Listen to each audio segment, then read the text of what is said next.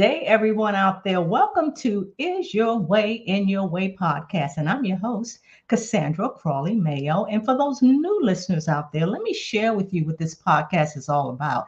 Not only did I write a book titled Is Your Way in Your Way, but I have called this podcast the same title as the book because there are individuals or women or men that are listening that are stuck. And what I mean by that, there's certain things that they would like to do in their lives, but they're stuck. They can't move forward. For example, some want to start their own company, some want to coach, some want to be an entrepreneur, some want to write a book, some wants to be an advocate for something, somebody even wants to forgive someone even wants to get out of a toxic relationship where you know that it's not good for you, but yet you're just stuck with it. So that's why on this podcast, we talk about topics related to business development, personal development, self reflection, and all that kind of stuff. And so today we have a special guest on, and I'm going to tell you what the title is first of all. The title of this is You're Worth the Work. How to transcend your life. And no better person. There's one person that, boy, does she have a story. I'd like to welcome Marcy Langlois. Is that right? Langlois. Langlois. Okay, Langlois. Okay. I won't be You're saying that fine. last name anymore. Well, look, Marcy, welcome to the podcast. Oh, thank you so much for having me, Cassandra. What an honor and pleasure to be here today. Yeah, let me what I want to do now is I want to read your background so that Okay. my listeners can kind of get a little history about Marcy and see what Marcy's life is, what has been and was and still is. Now, Marcy was born with a cleft lip and palate.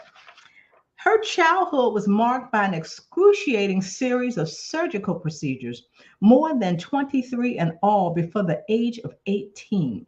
Because she looked and talked differently than other kids, she was relentlessly teased and bullied. Her journey into adulthood was marked by challenging, traumatic, and downright tragic waypoints. Coming out as a queer woman, involvement in a multiple fatality car accident, and a devastating descent into addiction and chronic illness.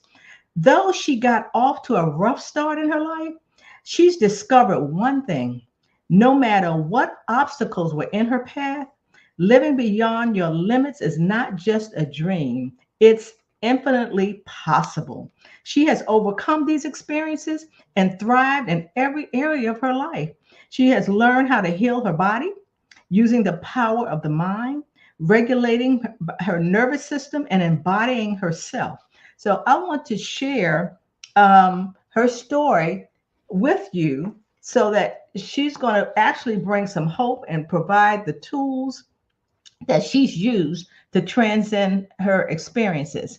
Now, what's really interesting when I read about you, Marcy, one of the things I've always seen on television was individuals like children. They would show children with cleft lip and palate.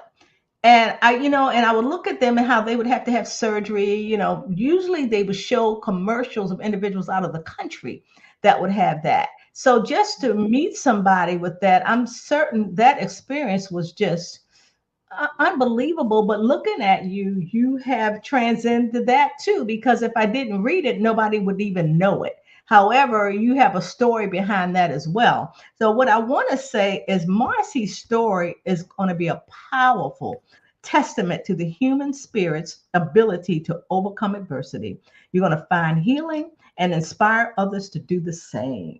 Now, usually when I start my podcast, I like to ask individuals, tell me a little bit about your backstory. However, as I read your bio, there's a lot about your backstory. So I don't really have to go deep into that because just reading it, individuals know what it was like. So what I would like to know though, what was it about your life that if you could change anything, what would that be? Or if not, why not? I love your sass. It's so great. Thank you. Yeah, it's so great. I love it. Yeah, I wouldn't change anything. I wouldn't change one single thing. Mm-hmm. Um, and the reason that I wouldn't change anything is because I know today, this was actually in my gratitude list this morning as I was Mm-hmm. doing my morning work, is that I'm so grateful for every moment of my life, every single moment of my life.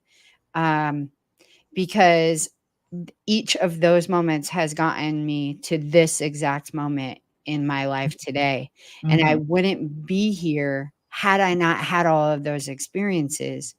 We can Mm-hmm. only feel as much love as we felt despair. It's Mm-hmm. impossible to feel more, right? Mm-hmm. So I've known great despair, but I also now know great love. And I wouldn't change it for all the money in the world. That's beautiful. So I'm certain there were times in your life that you wish you could have changed things, right? Oh my goodness. A lot. So Uh-huh. many. Yeah, so Mm-hmm. many.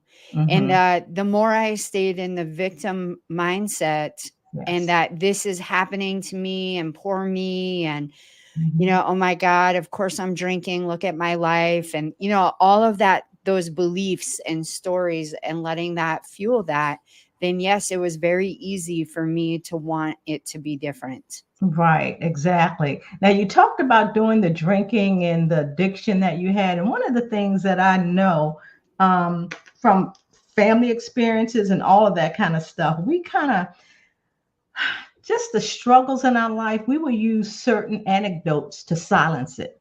Like Mhm. perhaps the alcohol was one, some people use sex as another, some as a workaholic. It's always something. And so, in other words, you used alcohol to silence what you were going through. Is that Mhm. correct? Yeah, I used drugs and alcohol and then later went on to use work. Okay. All right. Mhm. So I'm Mhm. saying that so my listeners will know that those are the things that happen, when you're trying to silence things. And then you may get to a point where you kind of get sick and tired of it. And you're like, what in the world can I do to stop this roller coaster? Because that's what it sounds like it is. So Mhm. when you got into that accident, fatality, three people, if I'm not mistaken, right? Three people tragically passed during that accident. It was something about that somewhat made you pivot, change your life a little bit. What was that like? What was that about?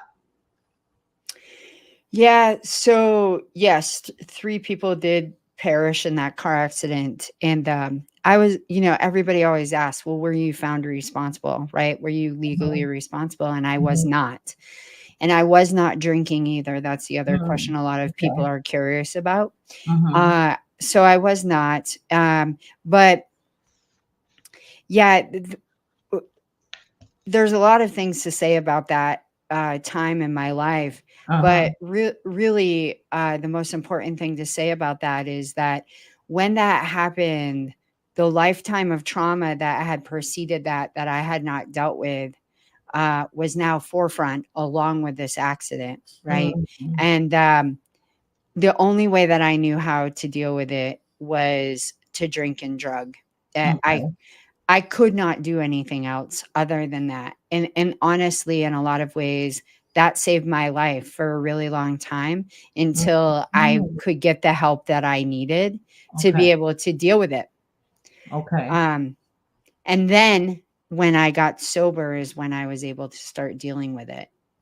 okay. So what are some of the okay, so you had a lot going on. We talked about your cleft lip. You talked about the drugs and alcohol. You even talked about you coming out as a queer woman, and all of those things, what you would call adversities for some. And Mhm. maybe, like you indicated, you're at a point now where you know what, I wouldn't change anything because based on what I've been through, it's not who I am. That doesn't define who I am. Mhm. And a lot of my listeners have gone through pretty much some of the things that you have gone through.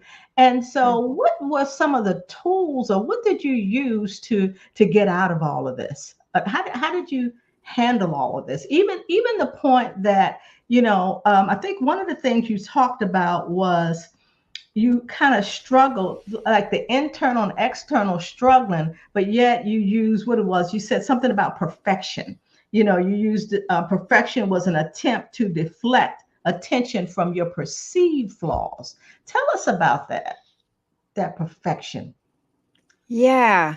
So I don't know that I could put language to this when I was a younger person, Uh-huh. but looking back now, I can see clearly what I had been doing, right? But Uh-huh. what I learned is that if I could just be who you wanted me to be, then you would Uh-huh. like me, right? Right. And I Okay. desperately wanted approval, Right. and I wanted a sense of belonging. And Mm, so I would mm, turn myself inside out to be who you wanted me to be, mhm, right? And I did that by being the best runner when I was in when I was in elementary school, and I'd be the smartest kid in the class, and I'd be the mhm, funniest, and I'd be the mhm, best athlete, right? I mhm, always was trying to be the best at everything, just mhm, hoping that by mhm. doing that, you would like me, and I Right. noticed that that was working, so I kept Okay. doing it. Right. Exactly. Do you know the people pleaser and wanting to be the best? Do you know where that came from? And I want to kind of go Oh, back. Yeah, where did that come from? Because I think a lot of us like that. We're people pleasers. We want people to like us. That to me somewhat is natural. There's some people say, I don't care what they think. Sticks and stones may break my bones, but words will never harm. And I always said that's not true. I used to say that when I was young, but that is not true. So tell us that's right. about that. Yeah. I grew up in a home with an active alcoholic. My father was an active alcoholic when I was young, and I learned at a really young age to keep the peace in the home. Mm-hmm. So, and not have volatility. The only way I knew how to do that as a young kid was to arrange whatever it was that he wanted, right? Right. I'm going to please you so that Mm-hmm. you will not become really volatile and unpredictable. And Mm-hmm. it didn't work all the time. Mm-hmm. But it did work sometimes. And so that was the beginning of that behavior. But then it became about my own self worth, right? Mm-hmm. The people pleasing and the perfectionism is a sign of inadequacy within myself, right? That's where Mm-hmm. that's coming from. Mhm, It's, I think I have this idea in my mind that if I can just be perfect enough, then you're going to love me. If I mm, can just do it right this time, then you're going to approve of me, right? mhm. And the reason that I'm seeking that is because I can't find it within myself. Okay, okay. So tell us about some steps or tools you use to transcend yourself. Oh yeah, for sure. So you know, life has been interesting to say the least. And Mhm, I got sober 21 years ago, and I thought, I had arrived, Um here I am, things are going to be great. And really, things got a lot worse before they got better. mhm, And I plunged into work as my newfound addiction yeah, because the trauma had not been healed. And I worked myself nearly to death. And about 3.5 years ago, I almost died. mm, Um, I had been dealing with chronic illness all my life from all of the things I dealt with from being born with a cleft lip and palate. And mhm, so I had this chronic illness going on, and a lot of things that no one could tell me how to heal from. And I just felt sick every day, literally. mhm. And finally, after working like a fool, really, 7 days a week from the Yeah, moment I woke up till the moment I went to bed, yeah, even though I was going to therapy and I was doing all the things that everyone told me to do to heal this trauma, it became very clear to me that I was not healing it, because 3.5 years ago, I almost died with mast cell activation syndrome and histamine intolerance. And that is when the nervous system and the immune system literally are vying for who's running the show, and no one knows. The body doesn't know. And so it affects all the systems in the body, and it is literally deadly. And Mm. you start having allergic reactions, anaphylaxis to everything and everyone. And Mm. it's terrifying. And so I got it. I became bedridden for 40 days. And I realized in those 40 days that everything that I was thinking, my body would respond to. Oh. So, for example, I would start getting stressed out about my career and my business. Uh-huh. And when I would start thinking and getting stressed about it, then the tremors in my body would increase by like tenfold. Oh, wow. And Mm. if I could just sit there Mm. and be calm, right? Yeah. As calm as you can be when you're having tremors in your brain and your heart's beating erratically, but Uh-huh. be as calm as I could be, then my system would calm down and the Mhm. tremors would start to lessen. So I started seeing that what I was thinking, my body was creating. Mm. Okay. Wow. So for the last 3.5 years, I've dedicated my life to healing my body, and I've done it. I've Uh-huh. done it. I don't Uh-huh. have mast cell activation syndrome or histamine intolerance or any chronic illness. I feel Uh-huh. better at 48 years old than I've ever felt in my life. Mm. And what I've learned is that our beliefs Mhm. create our thoughts, and Mhm. our thoughts create our feelings, and Mhm. our feelings create behaviors, and our Mhm. behaviors create the life that we see in front of us. Mhm. So, if you don't like the life that you have in front of you, then you have to go back in the process and find out what the belief is that's driving the thought, that's Mhm. driving the feeling, that's driving the behavior. Mm. Uh-huh. Wow. Okay. Mhm. Wow. So I know that there are listeners that, those are some of the things that keep you stuck. I'm not worthy, or somebody a long time ago said I would be nothing, that I couldn't learn easily. I mean, it's just amazing how we have a tendency to believe the negative more than the positive. It's kind of like we shut down the positive and harp on that negative. How did you learn how to do what you're doing with the mind? Because the mind is very powerful. So how did you in bed for how many days? How long? 40. Right. You're in bed for 40. Wow, that's something. Um, and you got to a point that, okay, I got to do something. And what you realized is when you would calm yourself down, the tremors and things would stop. It kind of reminds me of anxiety on steroids. That's right. Yeah. That's right. Yeah, that's what it reminds me of. And and we, like you indicated, you can go to a therapist, you can go to a doctor. Doctors don't know it all, but something's wrong. And one of the things that used to bother me when I would go, it was they always named it stress. I'm like, okay, Mhm. so what are we gonna do about it? Well, you need to Mhm. be calm. I'm like, okay, I'm trying, and if you keep telling me it's stress, I'm gonna be even more stressed. So so kind of talk to my listeners about that, the belief system. Like, what are some of the things that they could do? Like, you're not saying therapy is bad, but like repeat No. that again, that can kind of help them adjust their mindset and start doing and living the life I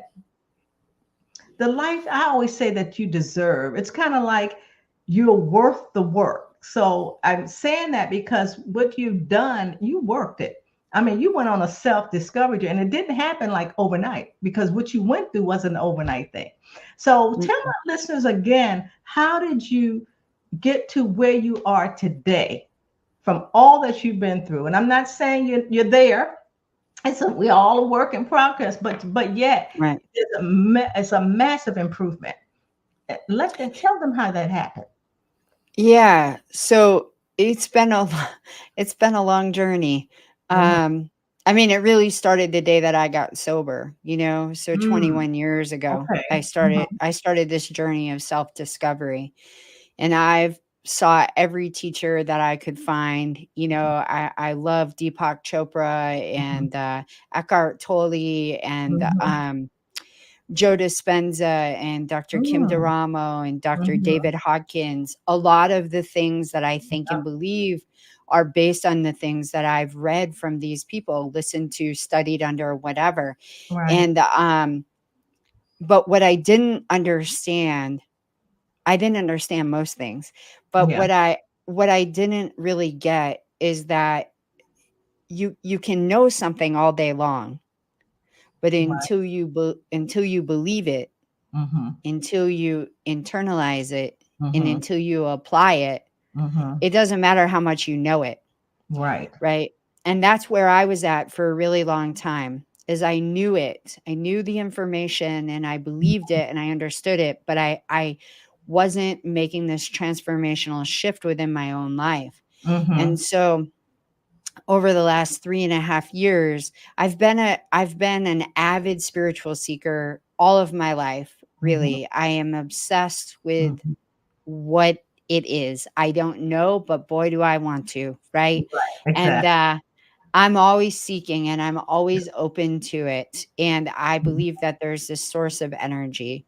mhm. And so I've been meditating for probably like 10 or 12 years.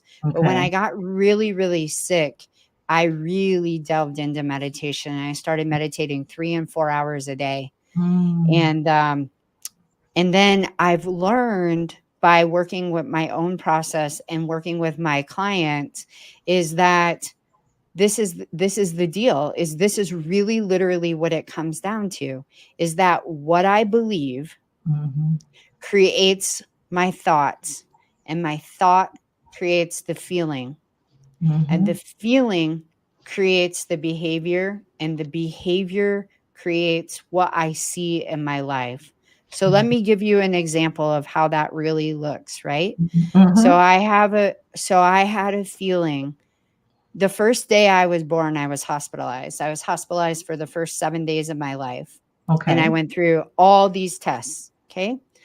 So, in the first 90 days of your life, your nervous system is being wired in your body. Mhm, Literally, it's being okay. formed, and it's being formed either for safety and Mhm, security mhm. or trauma and fear. Well, Okay, my nervous system was wired for trauma and fear, a okay. fear, like a feeling of unsafety, right? I was never safe. And I felt that. I never felt safe anywhere I was in my life. Okay. Mm, So I had a belief, that's right? right. I was not safe. Right. Okay. Mhm, That created these thoughts that everything in my life was to be feared. I would never have enough. I'd never be okay. Um, I don't like everything was based out of scarcity. Okay. okay. Mhm, So that created the thoughts. And then those feelings were panic, mhm. anxiety, Yeah.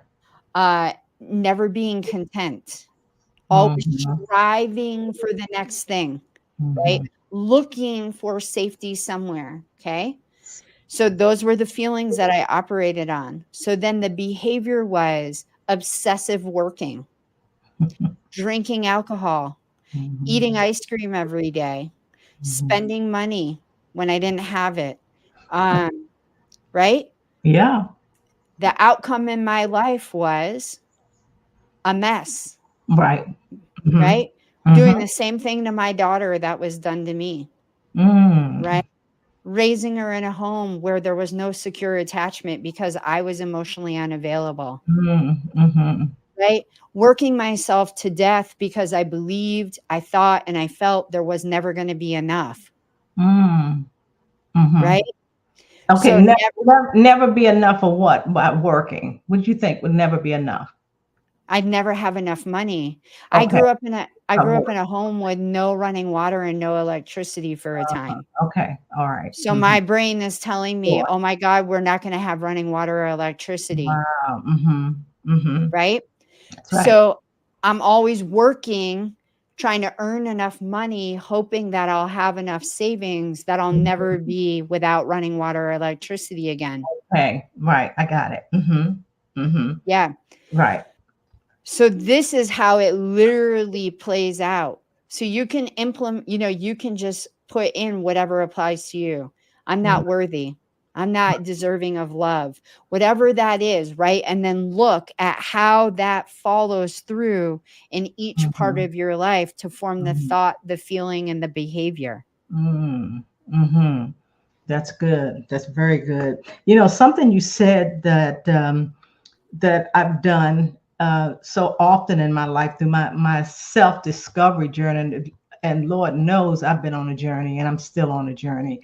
But when you talked about different people that you like Deepak and different people that you listen to, like for me, I did the same thing. I always say, be careful what you listen to, be careful with the people you hang around with. You want to make sure you have individuals that have your best interest at heart.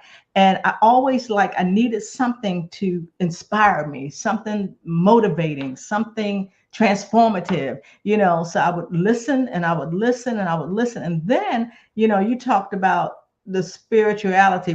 Different people have different forms of spirituality. So my thing was God. So I Sure. read the Bible, I went to church, I did it all because I know from, I don't know, maybe 10 years of my life, I would say that's how I survived. And then Sure. from that, then, okay, so what's the next step? Sure, I went to therapy too. But once you make that decision that you got to do something, that you want, it's kind of like, it's like God knows that, okay, she's really ready now. So I'm going to move for her. I'm going to appear because the student's ready. So I'm the teacher now. I'm getting ready to appear. And it just sounds like once you made the decision, you had a daughter, right? Hmm. Yeah. And it's like, oh, I don't want her to grow up like I did. So therefore I have to make a change. And That's right. that's incredible. Just sounds like many of our lives, but we may do different things to get to different outcomes. But yet you are right on about the belief and then the thought and then how you feel and then you start behaving and and what you said, what you see. It's just interesting because it also a testament to what our backstory can do to us as we're growing up. It's just unbelievable, the impact. But yet it's kind of like you said, you're worth the work. So, how to transcend your life. So, Marcy, based on all that you have been through, and you'll be going through more because that's how life is. What what is it that gets a fire in your belly? What motivates you? What's your passion? What is it that, if I say, are you in a place where you're living your best life on your terms?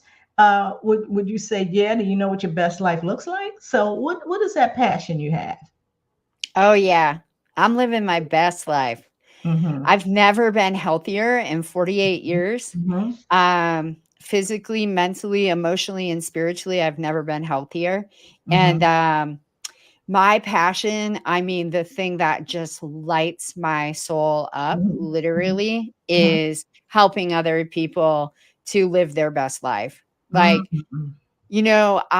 I believe, I know I am a living, walking, breathing example that people can come through anything. Yeah.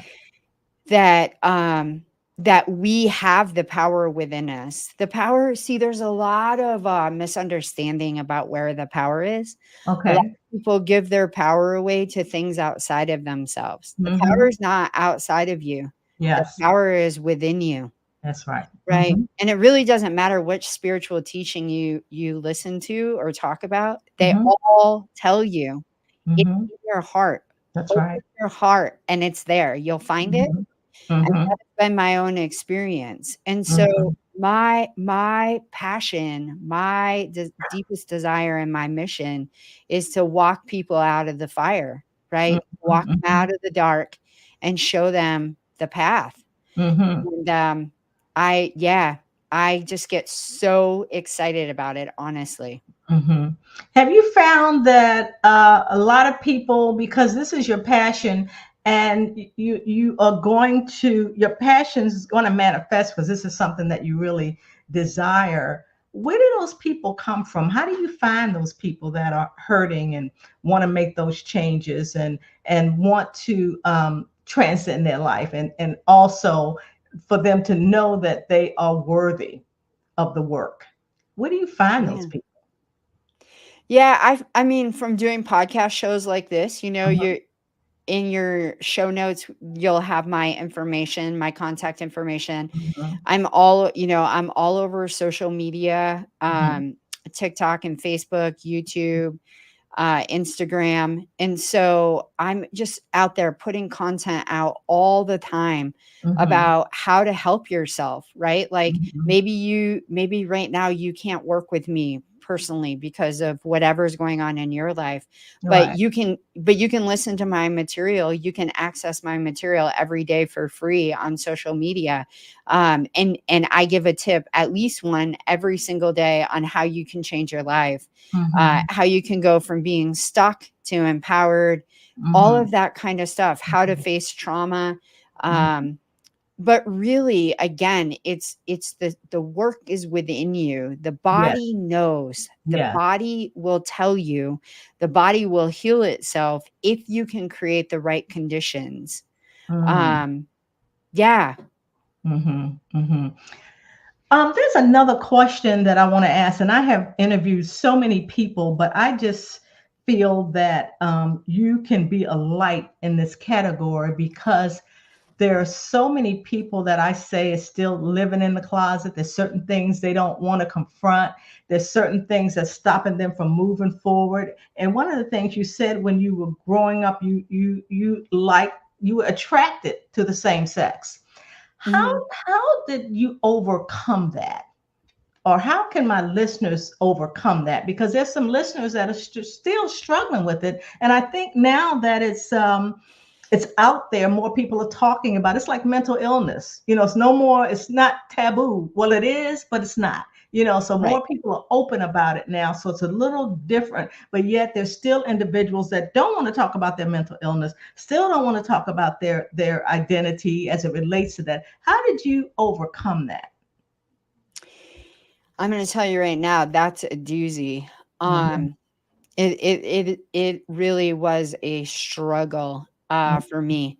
mm-hmm, And I already had so much self-hatred going on from the way I looked, the way I spoke, how I grew up, not having anything, all of the things, right? yeah. So now you compound it with, this is my sexual orientation. This is who I am, right? Like I am.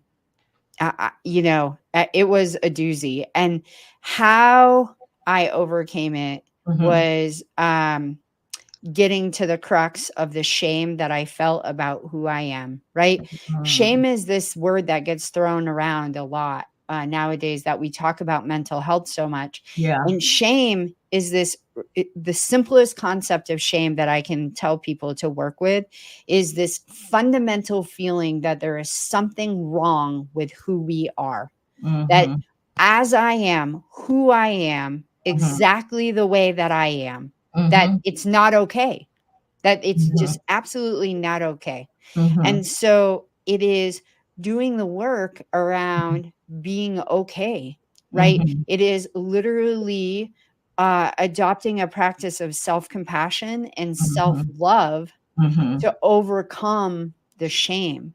And you mm-hmm. have to get rid of the lies. Like, let's just be honest about it, right? Yeah. Like, Mm-hmm, we've been told for our whole lives, whatever your story is, right? For me, it was, oh, because you look different, you don't get to sit with us at the lunch table. mm-hmm. Because Yeah. you look different, we're not going to put your picture on the poster. Right? Like all of this messaging. Right. Well, that's all just really inaccurate, right? Mhm. That's someone else's perception of Right. who I am and what I'm Mhm. worthy of. Mhm. Well, that doesn't matter. Yeah. That doesn't matter. Yeah. Right?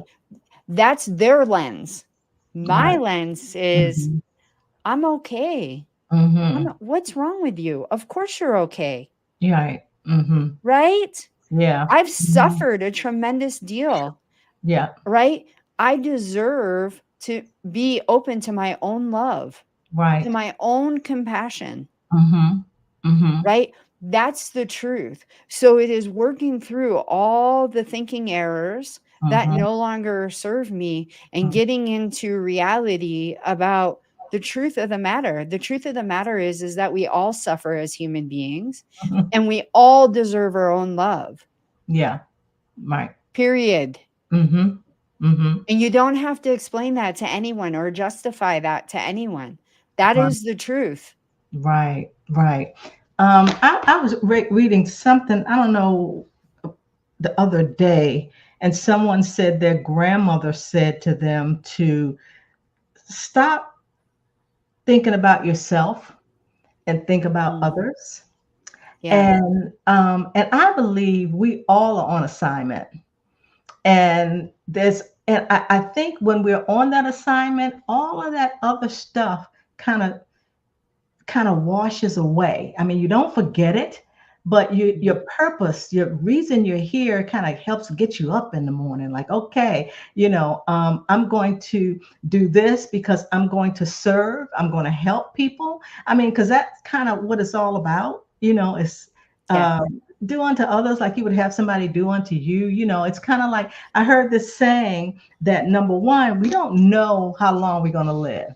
So let's say somebody is 20 years old and they're going to pass at 30. So that means they're old. Okay, they're getting Right. old. Right. So Right. then there's somebody that's 60 that's going to live to 100. So they're being young. That they say they're growing young. So you kind of Right. think about think about, and I think it just behooves us based on, because we don't know how long we're going to be here, to kind of focus on what it is, what our assignment is while we're here, because we're not going to be here forever. Some maybe, I don't know. I don't think I'll live to see that. But I always say that when it's time for me to go and transition, I Mhm. want to go with everything overflowing. I don't want my glass half empty, half full. I don't want any of that. I want God to say, well done, my good and faithful Ye- servant. I mean, that's kind of where it is. So I'm just saying that to say, like you said, life is, it's always going to be interruptions. I call it life's Always. interruptions. So what do we do in the meantime? We figure out what it is, what our assignment is, what it is, like what you've been through. And I love them. You say, I wouldn't change anything. Back in the day, I would have changed a whole lot. But today, I wouldn't change anything, because I would not be the person that I am today, the person that's going to help. Because a lot of people, not just you, have gone through trauma, different That's trauma. right. Each trauma is trauma. Mhm. So that's why I help ask that, because I know what you're saying will help somebody that's dealing with that now, and that's what this Mhm. podcast is all about, to self reflect and personal development, improvement, and all of that. So Yeah. that's why I asked that question. I love it. Yeah, and I love it when you say our story does not define us unless we let it. 150%. Exactly. Absolutely. Exactly, exactly. So, Marcy, I could actually talk to you all day. Your story is just so inspiring to me, because it lets us know the possibilities. It's kind of like, if she can do it, so can I. You That's know, right. and like you said, you got the help, and I'm certain people supported you Yes. in your circle. And I talk about your support mechanism, or your support system, or your tribe, and how they played a significant integral role in your life. Yeah, for sure. So for sure my wife, Mm-hmm. we've been together for 23 years now, Mm-hmm. and our daughter, Mm-hmm. and they were at the forefront. They've seen the good, the bad, and the ugly, Yeah. for sure. Yeah. And but they've never left me, and they've loved me through it. And yeah, I mean, it makes me emotional, just really thinking about it. Mm-hmm. Their commitment to my wellness and my Mm-hmm. recovery. And Mm-hmm. yeah, I'm so grateful for them. My mother, hands down, has been a huge, huge support for me. Even Oh, though she didn't understand, yeah. the implications of trauma and how that affects people, she's been so willing to learn. She goes to therapy now herself. And, Yeah. and then I have a community of people in the recovery sphere. And I have my spiritual friends, people that are on that spiritual path. And Mhm. um, doctors, a naturopath in particular that has Mhm. been life changing for me, Dr. Moriart, and a handful of energy practitioners that I've Mhm. worked with. And yeah, I mean, it took a village for Right. me, Yeah. literally Mhm. therapists. And I Mhm. mean, it's been a long road, but the last 3.5 years have been really me and so introspective. The work has been so much about me doing it and not looking at others Mhm. to tell me how or where I should go next in the process, Mhm. but really diving into my own heart, my own intuition, and discovering what I needed to know there. Wow. Wow. That's good. That's good. I love that. I love that. And I always say that when people give you kudos for the work that you've done, I give you kudos from how far you've gone and how Right, far you're going to go. right. And when you're commended or acknowledged how you have blessed someone else, to me, that's also a healing to know that what you've been through was not done in vain. And that in That's right. itself is something to be grateful for. It's like it is Yes. gold at the end of the rainbow, right? Yes. Yeah. 100%. Yeah, yeah. So this is a good place for us to wrap up our podcast, our interview. It has been phenomenal. And you already said that individuals, you're on TikTok. I'm Yep. excited about that because I just got on TikTok. You on Instagram, right? Are you on Yep. LinkedIn as well? I'm not on LinkedIn, Okay. just TikTok, Instagram, Facebook, and YouTube. Okay. Do you have a website? I do. It's marcylanglois.com. Okay. Okay. Well, Marcy, thanks so much again. And my listeners, I know that you've heard something insightful that has really blessed you today, and I ask that you share it. I ask that you subscribe to this channel as well. And again, as I always say, I say bye for now. Thank you all. God bless. And thank you, Marcy. Thank you.